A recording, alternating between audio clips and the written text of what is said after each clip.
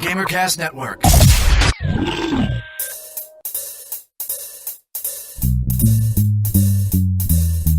Hey. All right. It's a video game show. It's a video game show. It's not a game show about videos. It's a video game show. Welcome to the GamerCast Network Video Game Show, episode number 110 for October 5th, 2008. I'm Chad, and this week for the roll call, what is your favorite shoot-'em-up game? And joining us this evening is Ivan. Like Zaxxon or Galaga, but Galaga to me doesn't really fit a shoot-'em-up definition. Because Galaga is like Space Invaders on asteroids. Or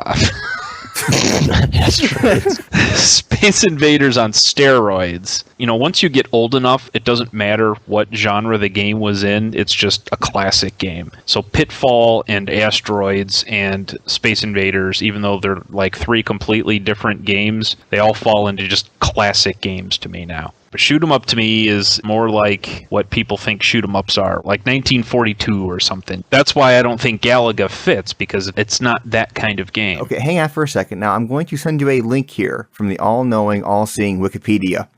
Go to that link, which is their definition of shoot 'em up, and tell me what game the picture is of. Oh, son of Yeah, see, it's Galaga. The pictures of Galaga. Well, all right. I mean, I'll go with Galaga, because that's one of my favorite. Here's the Wiki's definition of a shoot-'em-up.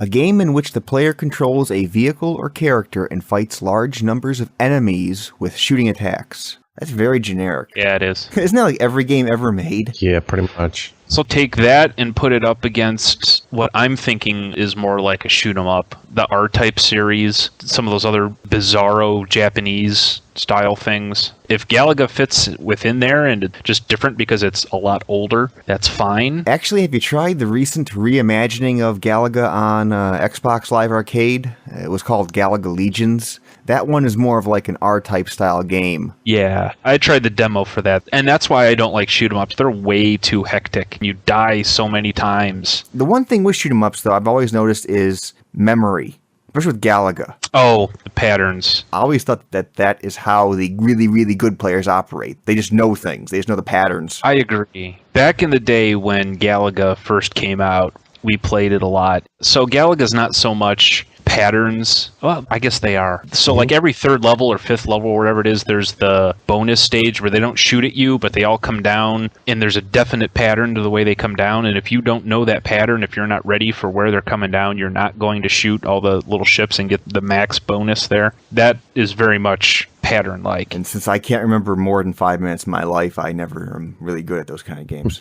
So Right. And also joining us is Phil. Hello. Looking at this list, I can say I played a lot of these, like Crimson Land, Geometry Wars, played those, Crimson Land. Contras. That's something else I don't think of as a shoot 'em up, is what they call multi-directional shooters, like Geometry Wars. Yeah, I don't This really article see it that here way. kind of takes a lot of different games. When you put Contra and Metal Slug and Robotron and R-Type and call them all shoot 'em ups, yeah, that's a pretty broad term. But I think of all those games, I remember enjoying probably Heavy Barrel the most, just because you had the objective of trying to get the big, huge gun to just try to blow everything away. I'm going to have to go with a more traditional shooter kind of game. Actually, I'm taking Ivan's original answer, which was going to be Zaxxon, because I played Zaxxon a lot. Well, would you consider games like House of Horror and the Time Crisis games from the arcade where you actually have a gun and you're shooting? The Wikipedia here probably would say, yeah, it's a shoot 'em up. I wouldn't consider it a shoot 'em up. Yeah, I wouldn't either. I wouldn't consider most of what they're saying shoot 'em up, shoot 'em ups. Right. That's just another reason not to trust Wikipedia for anything.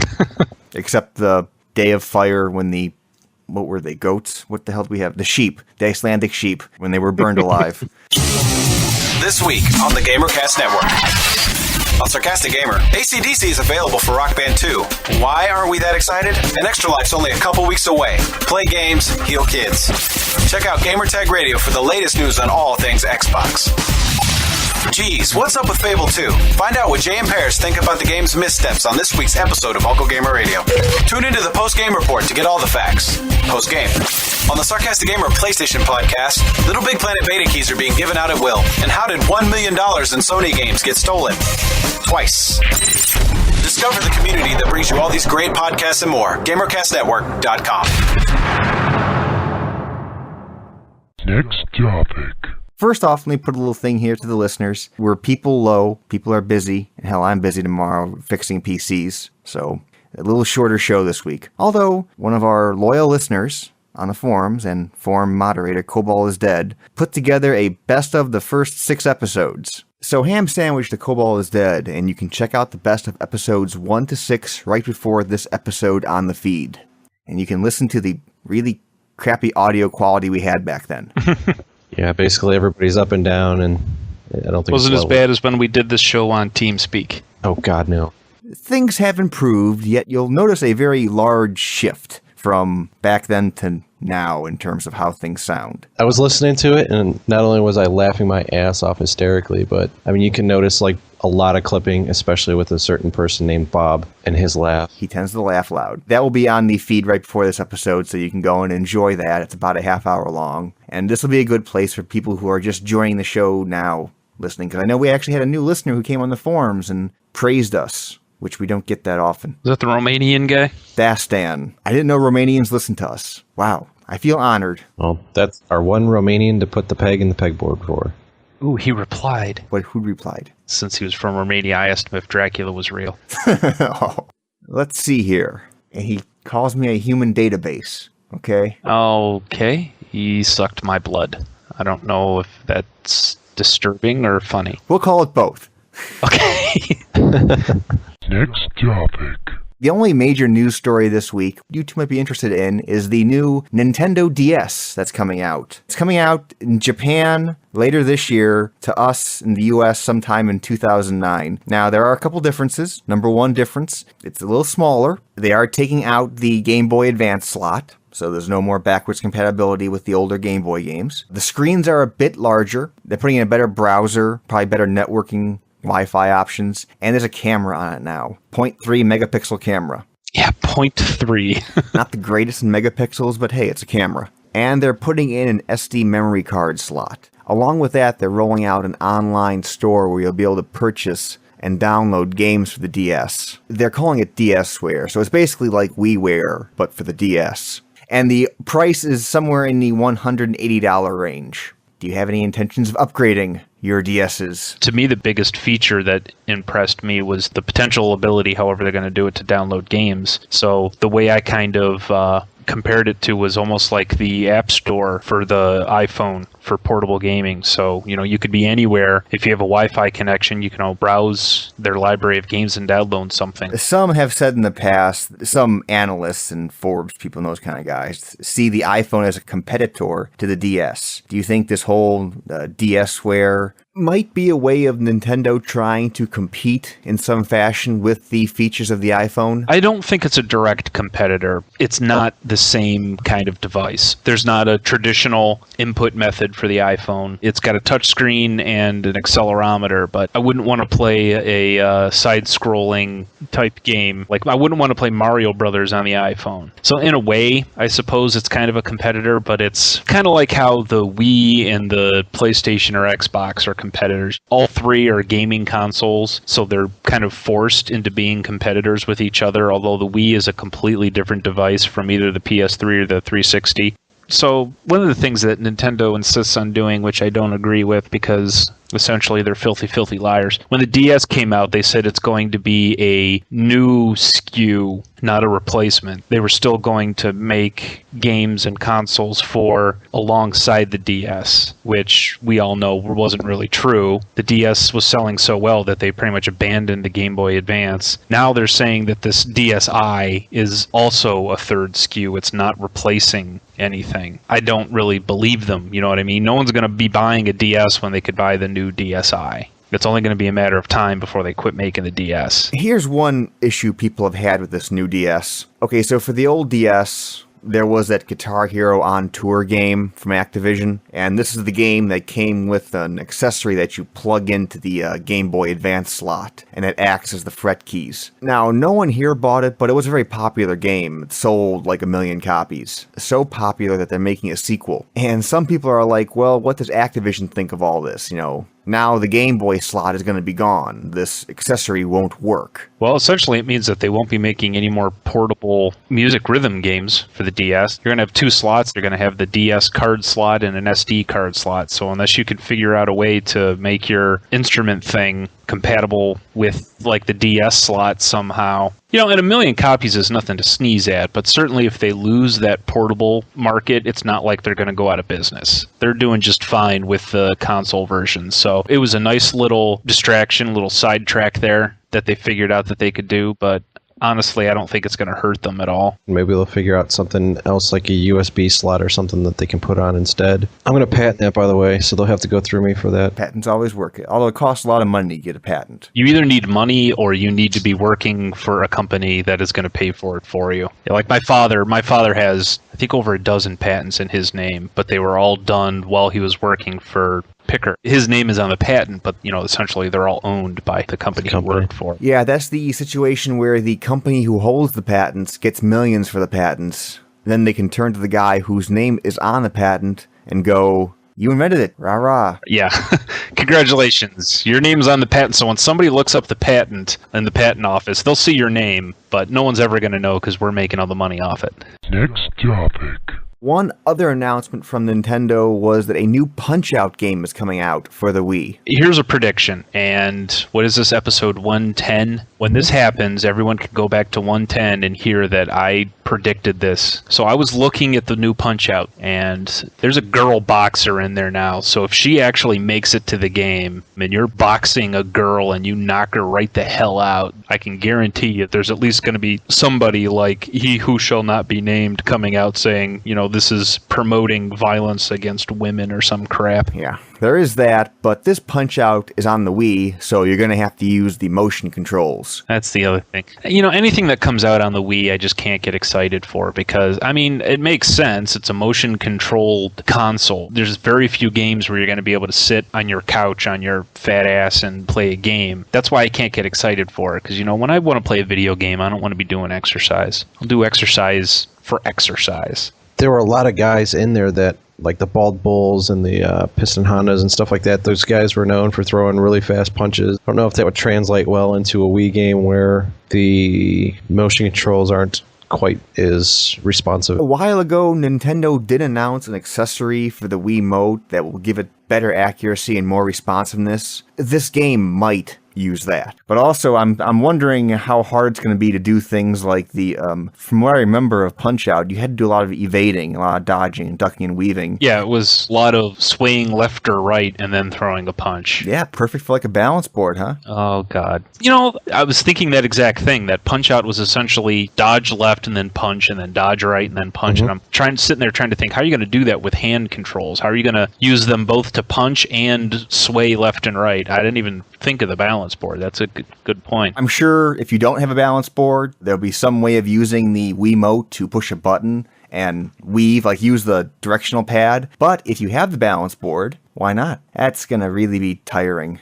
Before we talked about memory games where you have to memorize patterns and whatnot and keep those in your head. Yeah, that's all Punch-Out is. You could see what they were doing. You could see how they were getting ready to throw their kind of certain combinations. And that's when you started going into your, okay, now it's time to dodge left twice, dodge right twice, that kind of stuff. Yeah, that's how you beat Mike Tyson. You got the little glimmer thing in his eye, and you knew that's when he was going to come at you with his flurry of punches. And it was like dodge left, dodge right, dodge left, left, right, left. And then he was done, and he stood there for a second, and that's the only second you had to punch him. You had to do that 3 times. That's going to suck when you have to do that on the balance board. It's going to be exercise, right? I got to tell you, I'm looking at these screenshots, and honestly, I'm sitting here thinking, this doesn't look all that much better than the original. When I saw it, that reminded me of the arcade version. Yeah. Graphics for the Wii, understanding aside, it's not a graphical powerhouse, but you got to think that it's got to be capable of doing better than this. To be fair, the screenshots might not be doing it justice. Here's a link to the trailer for the game, and it does look a little bit better in motion. No, you're right. It does look much better in motion than it does still. Although, okay, so let me change my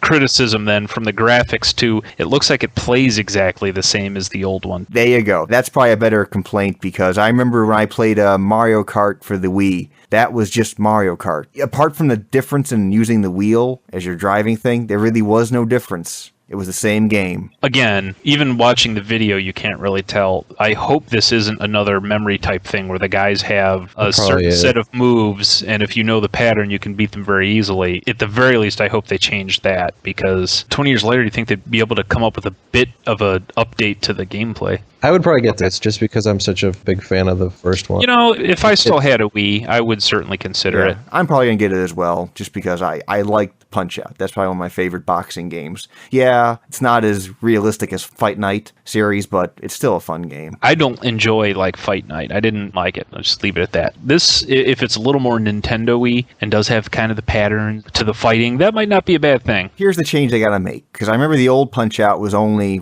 12 guys? That was it? They got to add more to it. They got to add lots of unlockables or other things to do, and maybe even an online mode. Good guess, Chad. The number of characters. I was looking it up here. Oh, thank you. There's exactly 12 characters in Punch-Out. As Dastan said, I'm a human database. Next topic. So first up here, we have a contest. We were giving away a copy of Facebreaker for the Xbox 360, and we asked people to send us their most touching or depressing story of something video game related breaking. And please God, don't say your Xbox 360 was our only request. A number of people wrote in with very sadistic parents. Parents who did not like the video games interfering with everyday life. It led to several consoles being smashed with hammers and feet. While I feel for those guys, our winner here is going to be Brant. And Brant's story here is rather sad, yet at the same time is very humorous. His story is about his family's trip to a farm for Boxing Day, and the farm didn't really have any electronics there, so they had to take everything with them. Their VCRs, their Nintendo 64, their controllers, their games. They packed it in a milk crate on top of their Suzuki Sidekick. And I guess during the drive, something happened and the milk crate slid off the top of the Suzuki Sidekick, and it fell to the ground. It could have survived at that point. Yet, while they were going to get the items off the ground, another car clipped the items and obviously damaged them completely. Wow. Yeah, that's got to be the worst feeling ever. You know, if that were me, I would rather sit in the back seat of a Suzuki Sidekick with a milk crate with all of my stuff on my lap for 5 hours than risk putting it on the roof. That is the worst feeling in the world. So it falls on the ground and you're like, oh, thank God it didn't break. And right as you're thinking that, a car comes by and runs over it. See, the more depressing it is, the funnier it is. And that gets you a free game. So there you go, Brant. You win the copy of Facebreaker for the 360. I hope it survives on its way to you. We'll pack it up and ship it to you in a milk crate. I'll make sure to tell the postal guy, put it on top of the car and drive away. Okay, new contest. We're giving away a copy of NHL 09 for the Xbox 360, courtesy of our friends at EA. To win the game, send us your best story of being a bad winner at a sports game. You know, your best story of over-the-top gloating from beating your friends or family at a sports game. So start sending in those entries to the mailbag and get them in by October 19th. Next topic. Mailbag. We got a message here from Sutabo, and he's just notifying us of a iPhone application called Game Track, which apparently tracks new releases of what's coming up for the Xbox 360. And Ivan being the iPhone boy here. Yeah, so I was reading this, and this is cool, because essentially until the end of the year, or at least until early December, I put all of the games that I'm interested in purchasing in my calendar. So, for example, October 14th, Dead Space comes out, and then the week after is both Fable 2 and Far Cry 2. And then the Tuesday after that is Fallout 3. This Game Track thing sounded, meaning past tense because I just checked it out, sounded interesting as a way to do that, although now I'm looking at it and essentially what I can do for free in my calendar is better than paying $2 for an application which essentially shows you a picture and gives you a description of the game and lets you rate them and stuff. So more of a game track, meaning track everything about a game, and that's not really what I care about. I really just care about when is something coming out. It's not that it's a bad application. It actually looks interesting. It doesn't look bad. It does have a rating scale thing that you can put in there. It does have some pictures of the games and stuff. It looks pretty cool. I guess what I'm saying is for what I want, all I care about is the release date, so the calendar's good enough for me. But I suppose it looks okay. I try and stay away from these paid apps because I'll use them twice and then never use them again. And yeah, it's only $2, but that's $2. Yeah, but $2 could save you quite a bit of time going to maybe 5 different sites to find out when the release date is. That's true. I mean, it takes a lot of hassle out, and some people just don't want to be hassled. So it's pretty practical if you think about it. You're paying $200-$300 for a phone anyways. What's $2? Yes, $2 isn't that big of a deal, but when you take all of the different apps that are, it's only $2. Well, now I've got 50 apps that are only $2. Okay, I see your point. Next topic. Continuing to mention the iTunes reviews from our loyal listeners. We'll give a ham sandwich over here to Music Man 2 billion. Wow, 2 billion. Because the first 1,999,000,000 Music Man names were already taken? Yeah, probably. Gotcha. Funny yet serious in a drunk monkey kind of way. Interesting description. That's the start of the description. Let me go on. These guys have brought me to trying new things like role-playing games. The show is always laugh out loud funny, but they also get you good info on video games. So if you just listen to this podcast, trust me, you'll love it. But I would like it if they had more PSP kind of stuff on there. But other than that, they're great. For the same reason we don't talk a whole lot about PS3 stuff, because there's only one of us that have one. And that one of us is usually busy doing lots of things other than playing games, unfortunately. I mean, I do play the PSP when there's a good game like Killzone Liberation. That's a very good PSP game. And I'm very much looking forward to the Resistance Fall of Man third-person shooter kind of game. So maybe I'll try and get some more PSP stuff in there when I get more time, which is never going to happen, but I'll try. Just for you, Music Man 2 billion, I'll try and get some more PSP games in here. Next topic. One thing I did actually try this past week, which, Chad, I think this would be something you would like. Go to fantasticcontraption.com. Oh yeah, I've played that one. I was working late one night trying to get some stuff done and essentially waiting for something to happen. So a friend of mine at work showed me this website, and I spent the next 2 hours while I was waiting playing this. It's not really so much a game, but it's one of those things where you realize you've been playing for 2 hours after the 2 hours have gone by and you're like, holy crap. Yeah, I'll put a link in the show notes. It's basically a little physics kind of game where you construct contraptions and tell them to go to try and get, I think you're trying to get a ball into a zone. Yeah, there's a start and a finish. At the start, you have to build a contraption to get over to the finish area. And there's obstacles, obviously, that are in your way. And it's actually kind of fun. It's a very good sandbox kind of game to build lots of weird things. So you can find yourself losing hours playing this game. So if you're at work doing this, you might want to wait till after work.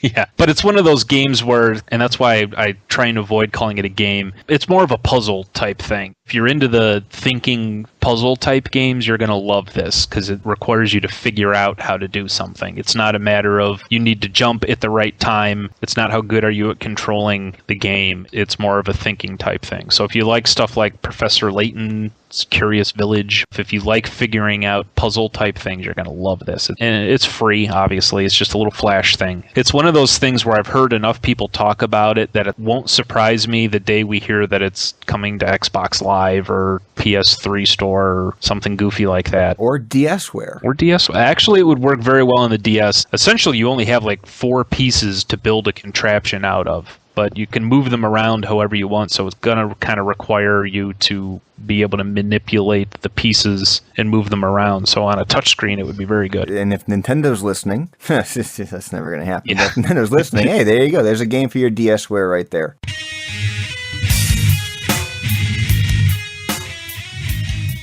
And that was Video Game Show, episode number 110 for Sunday, October 5th, 2008. Any ham sandwiches or Shattered Dream pies to give to the world, gentleman? Ham sandwich to the Cleveland Browns for not losing today. They didn't play today. And they didn't lose today. Rightfully so. But Shattered Dream Pie for next week when they lose to the Super Bowl champion New York Giants. So, Yeah. Shattered Dream Pie to cities who can't keep even sidewalks. Been running every other day for a few miles, and I tripped because the sidewalk was uneven by about 2 inches and landed on my elbow. Gave myself a black eye, and my whole left side of my body is in pain right now. But hey, I'm good. That really ticks me off, though, because I can't stand the annoying people who run down the street, like actually in the street where they don't belong. And so you have to swerve way out of the way to avoid them and blah, blah, blah. Get on the damn sidewalk. So that ticks me off that somebody like you who's nice enough to jog on the sidewalk so you're not in the way, and then something like this happens. Shattered Dream Pie to Samsung. They failed me in one aspect of my TV. I was looking to do the picture-in-picture. Well, I couldn't figure out how to do it, so I looked in the manual, and lo and behold, you can't do picture-in-picture if you're using the built-in tuner of the TV. So you have to use 2 different inputs to use the picture-in-picture. I ran into the same thing because my TV has the picture-in-picture built into, and it's actually a Samsung. You got to do some goofy back-ass cable manipulation crappy thing where it's more trouble than it's worth to get it to work. So I feel for you, Phil. My TV's got picture-in-picture, and I've never used it because I don't know how to get it to work. Ham Sandwich to Cobalt is Dead for putting together a best-of from the first 6 episodes. Remember, you can find that right before this episode on the feed. Couple quick announcements. Don't forget about the GamerCast Network Gaming Nights. This week they're playing Burnout Paradise in the 360. Go to GamerCastNetwork.com/forums for the details. Send in your stories about being a bad winner at sports games for a chance to win NHL 09 for the Xbox 360. And as always, send in your comments, questions, queries, concerns, or roll call question to the mailbag at mailbag@videogameshow.org.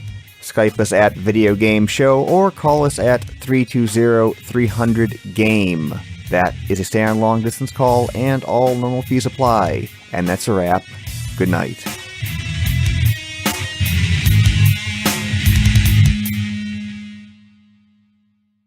And welcome to the game. Start that. Go ahead, mock me. That's fine. No, just trying to get it out of there. That's good. Ivan, you want to get in on that? No, I'm good, thanks. Welcome to the GamerCast Network video game. Okay. All right, I'm done. Okay, now we're all done.